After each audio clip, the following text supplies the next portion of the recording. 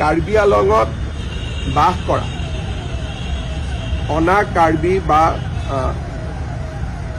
যিসকল কাৰ্বি আলঙৰ স্থায়ী লোক নহয় তেওঁলোকক নিজৰ মাটিৰ পৰা উচ্ছেদ কৰিব লাগে বুলি বহুদিনৰ পৰা এটা দাবী আছে। কিন্তু গুৱাহাটী উচ্চ ন্যায়ালয়ে এটা ইণ্টাৰিম জাজমেণ্ট দিছে যে বৰ্তমান আমি তেওঁলোকক এভিকশ্যন কৰিব নোৱাৰোঁ। কোৰ্টৰ এগেইনষ্টতকৈ এভিকশ্যন কৰাটো সম্ভৱ নহয়, কিন্তু স্বাভাৱিকভাৱে এছাম লোকে এইটো বিচাৰিছে যে ইমিডিয়েট এভিকশ্যন হ'ব লাগে। এই ক্ষেত্ৰত আমৰণ অনশন কৰি আছিলে। যেতিয়া স্বাস্থ্যৰ অৱনতি ঘটিলে আমি তেওঁলোকক গুৱাহাটী মেডিকেল কলেজলৈ লৈ আহিলোঁ। তাতে এটা বাতৰি কোনোবাই উলিয়াই দিলে যে আমি তেওঁলোকক গ্ৰেপ্তাৰ কৰিছোঁ। কোনো গ্ৰেপ্তাৰ কৰা হোৱা নাই, চিকিৎসাৰ কাৰণে অনা হৈছিল। DGP তাতে আছে, ময়ো সকলোৰে লগত কথা পাতি আছোঁ আৰু যিসকল মেডিকেলত আছিলে তেওঁলোক এতিয়া ঘৰলৈকে ঘূৰি যাব আৰু মই ভাবোঁ যে বিষয়টো আমি আলাপ আলোচনাৰ মাজেৰে আমি ইয়াক নিষ্পত্তি কৰিব পাৰিম। কাৰণ হাইকোৰ্টৰ ৰায় এটাৰ বিপক্ষে আমি কিবা এটা কৰিম বুলি ক'লেও কৰিব নোৱাৰোঁ, কিন্তু আমি একেলগে হাইকোৰ্টত কথাটো আলোচনা কৰিব পাৰোঁ বা এক্ৰছ দ্য টেবুল বহি আমি আলোচনাও কৰিব পাৰোঁ।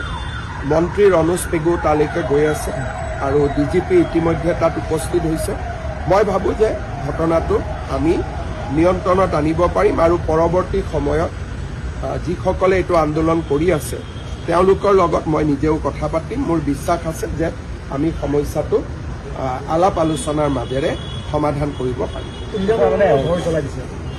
মই তাকে কৈছোঁ যে তুলিৰাম ৰংহাঙে নিজেও বিচাৰে যে আমি এভিকশ্যন কৰোঁ, কিন্তু হাইকোৰ্টৰ অৰ্ডাৰ হ'লেতো তুলিৰাম ৰংহাং নহয়, ময়ো কৰিব নোৱাৰোঁ। গতিকে যোনেই ঘৰ আক্ৰমণ কৰিছে বা থানাখনতো অলপ আক্ৰমণ কৰিব চেষ্টা কৰিছে, এইটোৱে সমাধান একো নানে। বৰঞ্চ কালি যেতিয়া হাইকোৰ্টে গম পাব যে আমাৰ অৰ্ডাৰ থকাৰ পিছতো কোনোবাই আমাৰ অৰ্ডাৰটো ভায়লেট কৰিবৰ কাৰণে জবৰদস্তি কৰিছে, তেতিয়াতো হাইকোৰ্টৰ আৰু বেছিহে খং উঠিব। সাধাৰণতে হাইকোৰ্টে কেছ দিলে, কিবা অৰ্ডাৰ দিলে আমি কি কৰোঁ? হাইকোৰ্টলৈকে আহোঁ। হাইকোৰ্টে নামানিলে আমি সুপ্ৰিম কোৰ্টলৈকে যাওঁ। কিন্তু হাইকোৰ্টৰ অৰ্ডাৰ থকা বিষয় এটাত আমি যদি কাজিয়া পেচাল কৰোঁ তেতিয়া হাইকোৰ্টে আলোচনাৰ ৰাস্তাটোতো তাত প্ৰশ্নবোধক চিন আহিব। সেইকাৰণে মই ভাবোঁ যে যিসকলে এইটো কৰিছে তেওঁলোকে হয়তো কথাটো ভালকৈ বুজা নাই বা হাইকোৰ্টৰ জাজমেণ্টটো দেখা নাই। এতিয়া DGPয়ে তেওঁলোকৰ লগত কথা পাতি আছে, ময়ো কথা পাতি আছোঁ। মই ভাবোঁ যে ৰাতিৰ ভিতৰতে পৰিস্থিতি নিয়ন্ত্ৰণত আহিব।